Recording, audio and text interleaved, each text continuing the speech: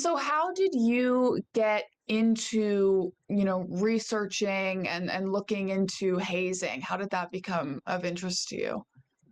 Well, it wasn't because I was in a fraternity, I had minor hazing.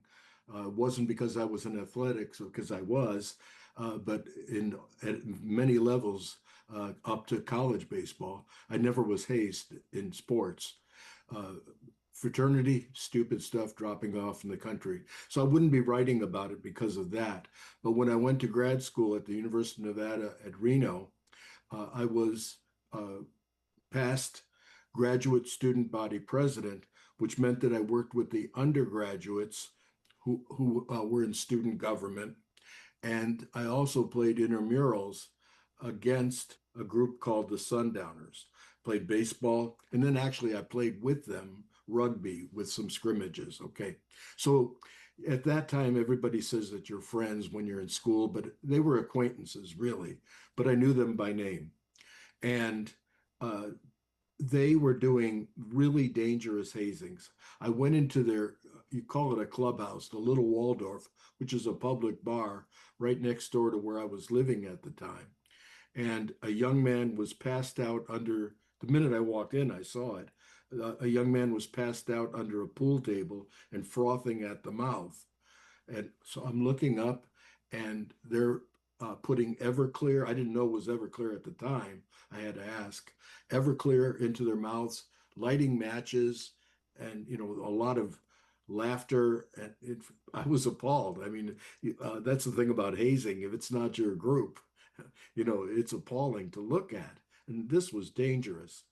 But I knew these guys, and I didn't have to fight to get them to walk this young man around all night, but I didn't report it and I didn't call it in, which is now I know the right thing to do. And they immediately after they had another initiation, they killed a giant football player named John Davies, and another player was with another pledge was without oxygen, and he later died crossing the street. And I don't know if it was a double tragedy or not, but for sure it was one tragedy, and both people ended up dying in a short amount of time. John was beaten savagely. He uh, uh, was made to drink as much as I saw at that bar. And then maybe because there was a lot of pushback because I saw it, I was talking about it, they decided to go to an Indian reservation to finish it, middle of nowhere. Their truck broke down, and that's when John died, and the other pledge had brain damage. Uh, Coincidentally, right after, in my hometown in Buffalo, New York, school right outside in Alfred had another hazing death. And so I decided that I was going to try to write about this.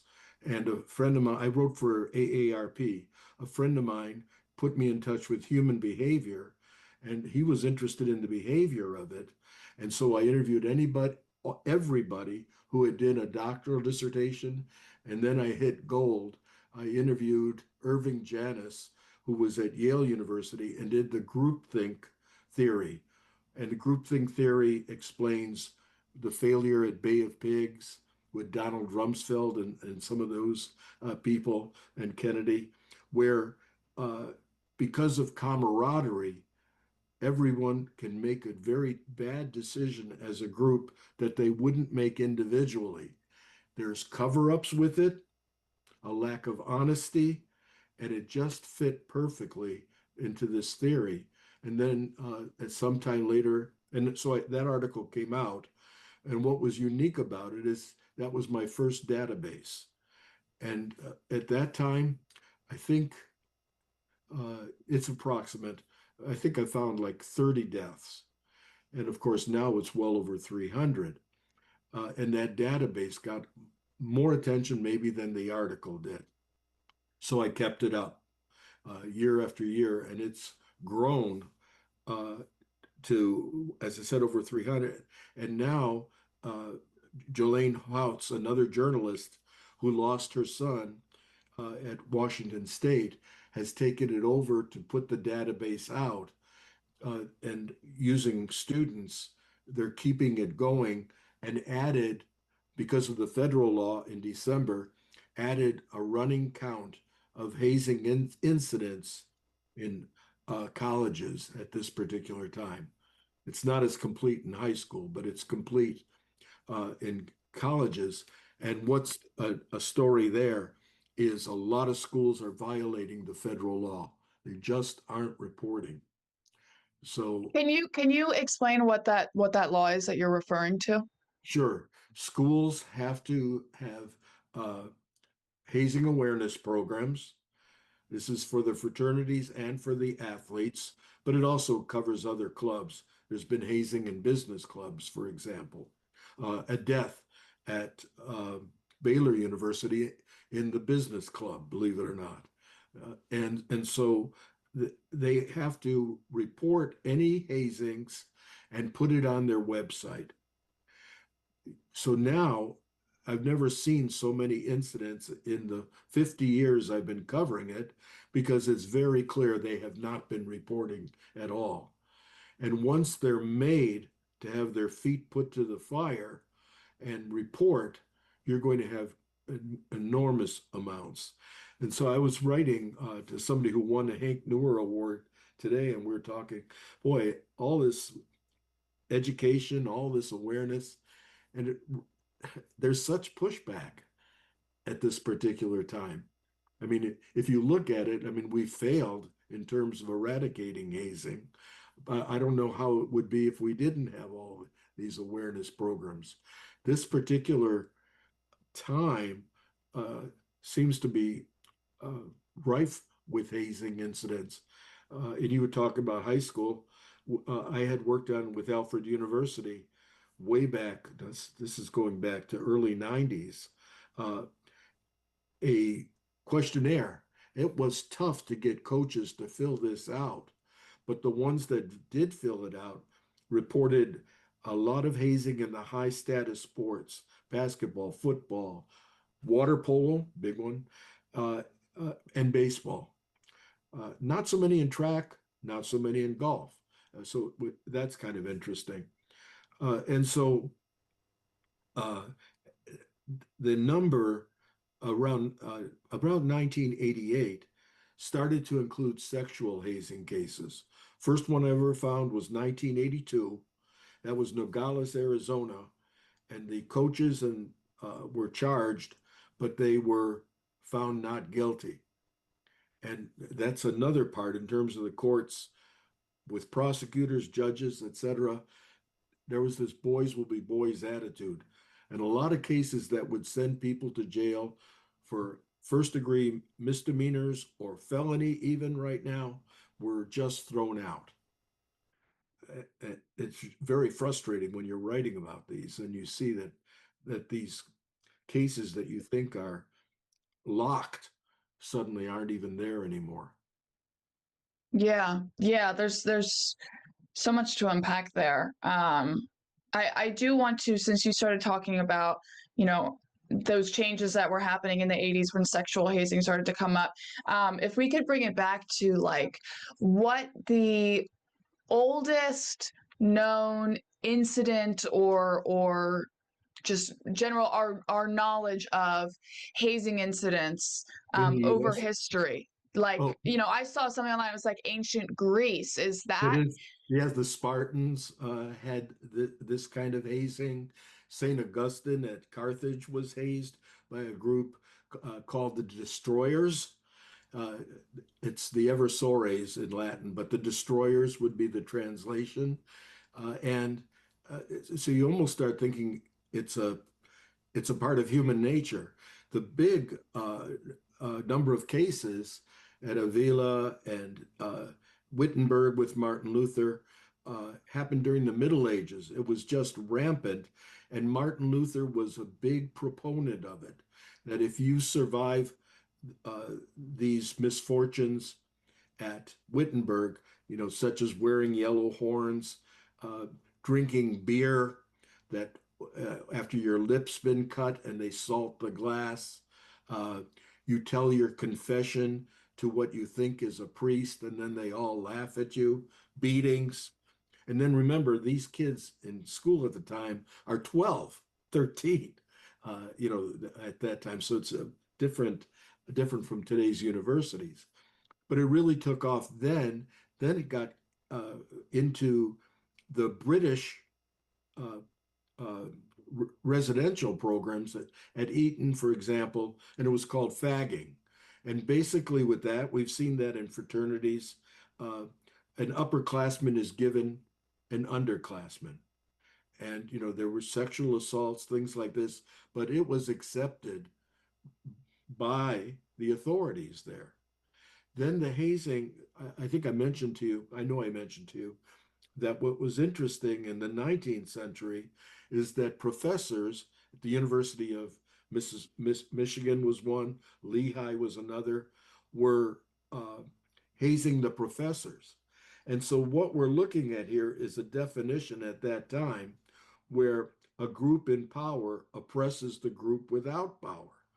But it's ironic that it was the professors being hazed. And there were It was professors hazing other professors, or it was students? students hazing the professor. Oh, okay. At Lehigh, they Sorry, could you start that? I think you may have said professors hazing other professors. So I just want to oh make sure no that for the no quote. So maybe if you could start uh, over on explaining that, please. oh okay. So essentially, in the 19th century, you had students hazing professors at places such as the University of Michigan. I think 13 were expelled there. Lehigh University, where a Professor Bronson was brutally thrown into a river and dragged. Uh, the definition of hazing then basically would be the strong oppressing the weak. And so at that time, the students had numbers and clout and were very disobedient and rebellious. And all that came together.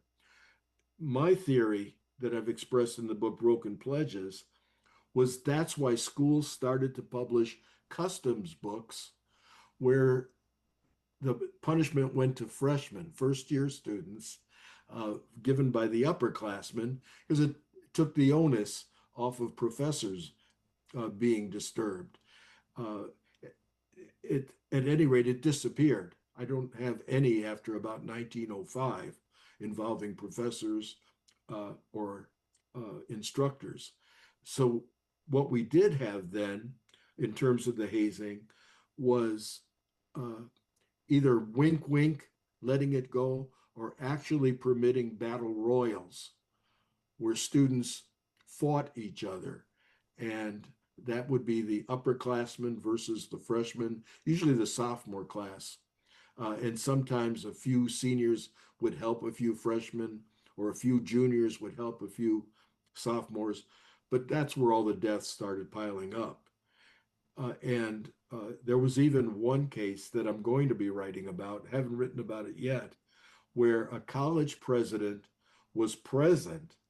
He changed his mind in a couple of days, but at first he talked how noble it was that this young man died for his class, etc. That was his first reaction in the student newspaper. He changed his tune very quickly, obviously, but he was present. So to actually have a college president there at a hazing, which resulted in a death, I think this is going to be a story that's important for me. Yeah, and then as it gets later into the 20th century, I know you were just talking about the 80s, and then that's when I guess that more sexual focused form of hazing began to start. Do we understand more about why that's happened and I guess when the hazing that we think of today as it is today, when that really started and the factors that cemented those behaviors? Yeah, so I would say that this is my educated opinion on this because there's no real study on this. But the best I can say is that hazing mirrors what's happening in society at the particular time. I'm not surprised at a time of school shootings, the rampant uh, beatings, issues at schools in terms of behavior and cell phones and uh, the fact that students don't want to be in college as much right now. You can look at the surveys of that. I'm not having that issue way up in Alaska, but I have colleagues in the lower 48 that are talking about discipline issues in a college classroom. I think Alaska, we're kind of, at least I hope so, we're kind of away from those issues. We have some, really great kids. But then again, we don't have fraternities at the University of Alaska Fairbanks. So what did we have? We had high school hazing here, and about 3 years ago, a former military person became the football coach.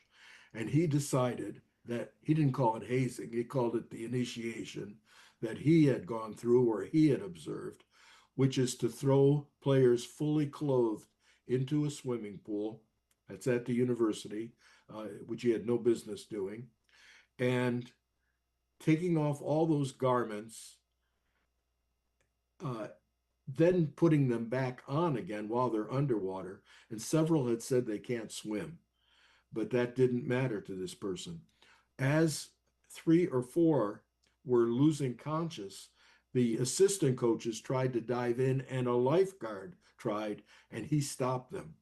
Well, it almost led to fatalities. They were taken to the hospital, their lives were saved. It was a bedlam at the next community meeting, and he resigned. But he did not have charges placed against him, which for me, again, I found it unconscionable that uh, this was clearly uh, something that would meet a definition in the lower 48 that would result in some kind of misdemeanor, a criminal penalty. And what if those kids had died, one of them? Certainly it should be a felony. But Right. it was egregious. But that was here in Fairbanks. Yeah. What do you think it is when the coaches are either actively encouraging or turning a blind eye to hazing? What can make somebody in a position of authority whose job it is to keep people safe turn a blind eye or worse? See, with the hazing, there's no common sense to any of it. If they were hazed and thought that it was a tradition that built team spirit, they believe in it. I spoke at a Quaker school in Delaware. This is a prep school. And after giving my spiel, the football coach, who was nearly 70, came up and said, wonderful talk, et cetera, et cetera. But basically, we can control it. We know what we're doing. In other words, he's going to do it. He's going to allow it. And nothing I could, and I look at over at the athletic director who brought me a woman, and she's like throwing her hands up. You know, it was frustrating. Yeah, definitely. And when it comes to schools and institutions responding, when there's a report of a hazing, I know you talked about with this federal law that you don't believe that some schools are complying with it, that they're not being forthcoming about the reports they're receiving. What goes into that? I mean, it's almost the same question when a school that is supposed to be taking care of its students receives word of a hazing allegation. What drives them to be secretive as opposed to tackling it more publicly and being forthcoming with the public, like, this is a problem that we're trying to address? The most that I would say, and I don't know if it's well intentioned or not, is we can handle it in-house. We don't need to be airing our dirty laundry, yes, but yes, you do.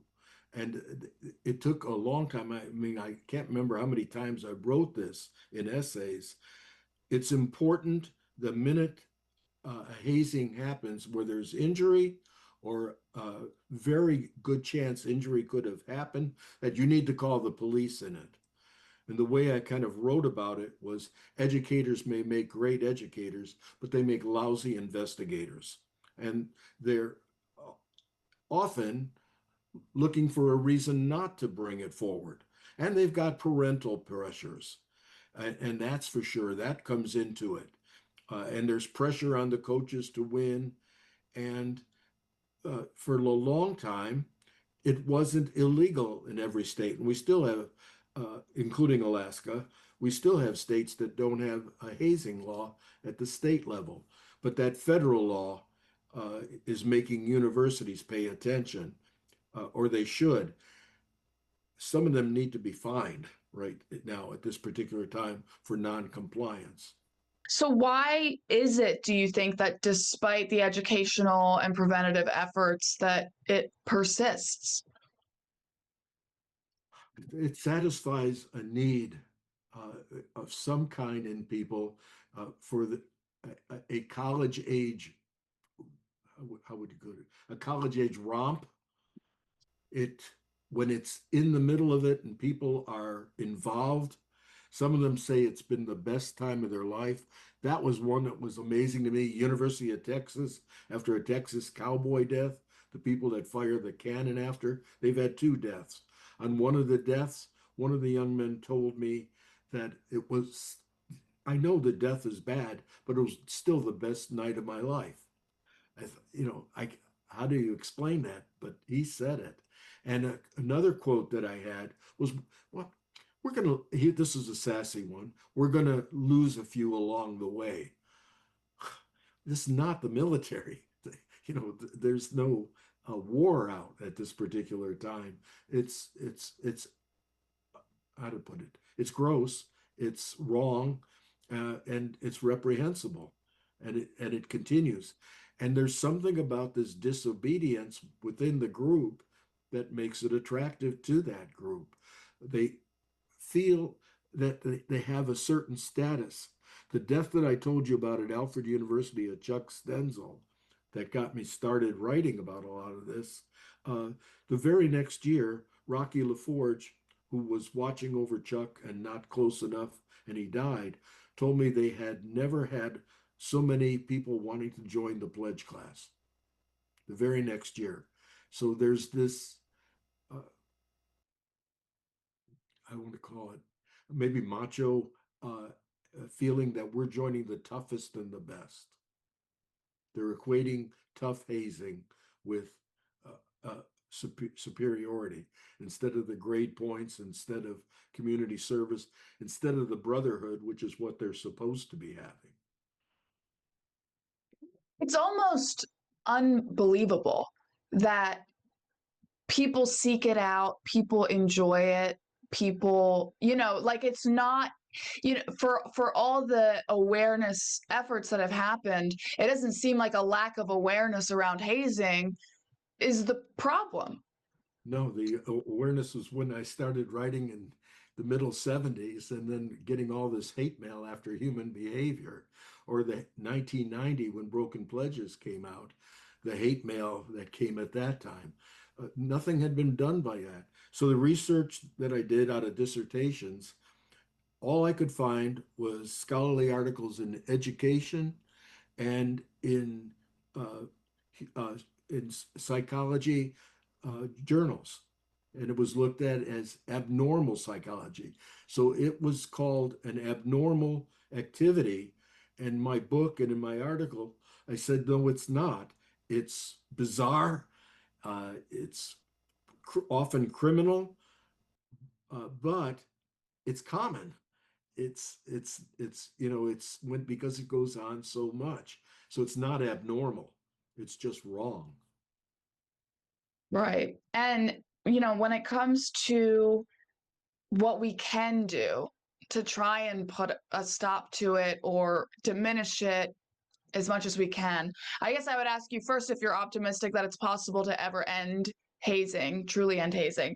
But then, in addition, when you look at the landscape around educational efforts versus more tough criminal prosecution or tougher university stances, what is the right direction to go in to to to try and achieve that goal? Okay, it's two great questions. Number one, I'll be 80 on my next birthday. I expect to be around by 100, taking care of myself, and hazing will still occur on that 100th birthday. Uh, the hope is that we won't have a death every year. That somehow can be stopped. That somebody in the group will have the brains to call 911. But the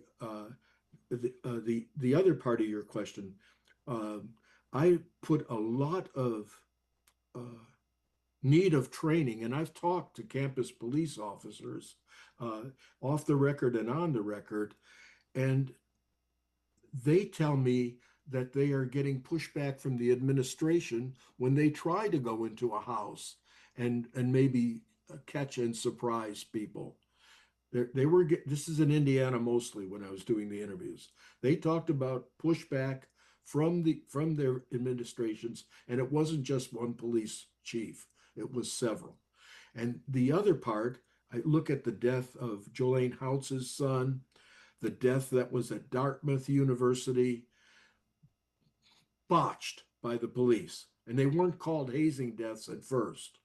And they're not open to being questioned by a reporter or a scholar. And they don't understand hazing. They're still back in their military and days and thinking about saluting a goldfish and then being beaten in the woods, the awful things that are going on. And they're not investigating well enough. And what happens? The parents have no recourse but to do a civil suit.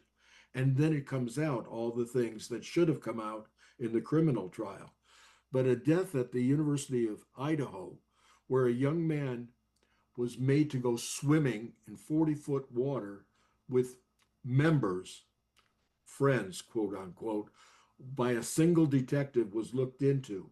He wouldn't answer my questions. He was defiant, and his superiors wouldn't talk to me. He decided that it was an accident that same day, and he called it an accident. You can look it up. And it never changed because then I called the mother, and the mother said it must have been God's will. So she didn't push it. If the parents push it, like Jolene House, the details of the hazing come out. When the parent is just grief stricken, and as this person, it was in God's hands, the fraternity and the school skated. So I guess is it your view that oftentimes real accountability only comes from the publicizing of it, through those civil lawsuits, through the media? It still helps, but it's much, much better, than it was in 1975. It's much, much better now with the awareness. More presidents uh, are getting aware. When I talked at the NCAA, let's say about 2006, there were only a handful of presidents that were there. And there was a group started by the University of Missouri president who wanted to have a group all year meeting. He only had 5 college presidents sign up. So there's more interest now because they're getting in trouble and getting bad publicity, but they've dragged their heels way too long. And so uh, I blame the presidents, the administration, the trustees, often fraternity people. I was at Dartmouth and I spoke, and a trustee came up to me later and said, well, there's there's some things that we need to permit because it's part of the tradition. And I said, why don't you put that in writing? Are you willing to bet your house on that? And that was the end of our conversation. Yeah. And that Dartmouth has now had a death. I'm not surprised. Mm, Not surprised. yeah. So I guess and that criminal prosecution piece, you know, is that something that deters people more maybe than just like, oh, this is hazing, this is how you report it. Like I guess I'm trying to wrap my head around like what obviously, I think both things are necessary. People need to understand what hazing is. They need to be able to identify it when they see it happening right in front of them. But also, I mean, the consequences need to feel real. Do they feel real enough to people right now, do you think? There's only one way which I can definitely say it's working, and that is the group advisors, the fraternities themselves are pointing out that if you're the president and the pledge master and sometimes the treasurer who spends money on alcohol, where there's an alcohol related death, which is the primary cause lately, then you're definitely going to be charged, even if you're not at that party. And you will lose a lot. And the basically you'll have your salary, your wages garnished for the rest of your life, and you'll go to jail. That does scare them, and they have to bring that into the chapters. But if the president and the pledge master have a cowboy cavalier attitude, as happened in the death of Max Groover, then Max is dead at Louisiana State, and the young man got 6 years, a 6 year sentence. Uh, they had a lot of pledge education programs at LSU. Still, it happened. Right. Yeah. I think I want to look at my list of questions to make sure there's nothing else that I had wanted to go over with you. Because I do, I have to go on in about 20 minutes. I guess just from your experience, what would you say some of the most common misconceptions about hazing are? Students don't quite understand the definition of hazing even when they're reading it. So during the surveys that Elizabeth Allen has done at the University of Maine, she finds that students who've gone through hazing don't know that they have. They, there's still this attitude, well, if I haven't been paddled, I haven't been hazed. And they don't look at the many circumstances, such as psychological hazing. And we've had several deaths from suicide. Jolene can talk to you about those specifically. There's a lot of mental distress that comes. Students don't have, just from as a teacher, I think students don't have as much insulation on their wires now. There's more pressure in journalism. We have to teach them all these tech skills that I didn't have to do, way back in the day. And I think it's a tougher curriculum. Uh, and uh, and then there's all the outside pressures and peer pressures, and the tendency to get caught up in games, and then the alcohol scene. It's a different scene right now, and maybe that's why hazing is flourishing.